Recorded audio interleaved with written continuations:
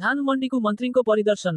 Balangir जिल्लार पुइंतला block अंतर्गत बुबेल प्राथमिक कृषि समवाय समिति को स्वास्थ्य और परिवार कल्याण संसदीय व्यापार मंत्री डॉक्टर मुकेश महालिंगों को परिदर्शन मंडी रे चालिथिबा धान बिक्री उपर स्थिति अनुध्यान करी चाषी मानक सुविधा असुविधा उपरे पचारि बुझिथिले। एही परिदर्शन समय रे बलांगीर जिल्लापाल गौरव शिवाजी इसलवार, बुबेल सरपंच सबिता मिश्र, मंत्री को ब्लॉक प्रतिनिधि अजित पंडांको समेत विभागीय अधिकारी माने उपस्थित थिले।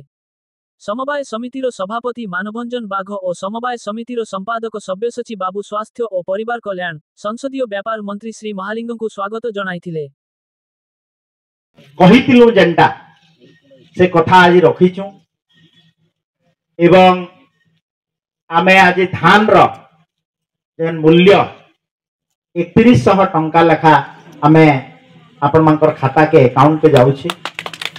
एटा गोटे सबुथुरु बड़ आमर प्रतिज्ञा थिला, प्रमिस थिला आपन मानकर आगडे जे आमर 2024 रे जेतबे भारतीय जनता पार्टी रो सरकार आसबा ई कार्य के आमे संपादन करमु बोली।